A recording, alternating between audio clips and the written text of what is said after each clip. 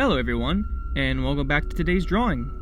Today we're going to be drawing SCP-610, also known as the Flesh That Hates. This drawing was commissioned to me by my good friend Kyle, and once again got me back into the rabbit hole of reading up on SCPs. SCP-610 is a contagious skin disease that affects humans over the course of several hours. Symptoms and effects include rash, skin irritation, and blemishes that eventually cover the whole victim. SCP-610 causes mutations, creating extra limbs, misshapen body structure, open cavities, and additional flesh growth. I use these three pieces of really cool fan art as references to create my own interpretation of SCP-610, as you're about to see right now. So first things first, I started with a few outlines, each progressing forth with more detail to get a better idea of where things should be added, and to get an idea of what the shape for the malformed anatomy of 610's body should look like.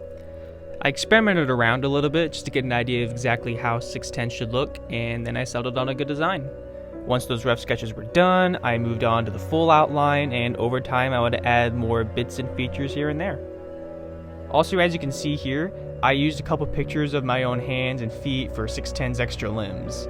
I traced around the pictures to make the process of drawing the hands and feet less of a hassle, since human anatomy is always a difficult thing to manage for me, but I also exaggerated the outlines to make it fit the feel of SCP-610's overall physique. Next up was the color and texture of 610's flesh and skin. I added flaps and muscle-like tendons wrapping and sticking around on the contorted body and limbs. I wanted to give the sense that all the flesh was melting and being molded together, especially around the two heads at the top. I made the top's jaw blend into the skull of the other, and I had the lower head stretch into the creature's legs.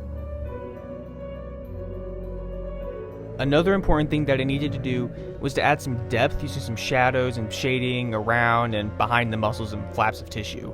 This was simply done by adding some dark crimson and dispersing the shades of darkened red with a number of smudging tools, and that created a really cool textured shadow effect. Last but not least was to texture the muscles and the skin. For the muscle, I used a simple texturing brush called the Texture Wood Fiber brush, and I drew along the tendons to create the impression of folds and rows of connected tissue. I made it a lighter color to create better contrast with the dark, bloodier colors of the main body and the flesh. And to finish off 610, I took a watercolor-based brush and I just painted over the whole body. And then when I blended it to the main body, it created this really dirty texture that almost resembled a bunch of dried blood. And then with a few other additions and tweaks off camera, SCP-610 was finally complete.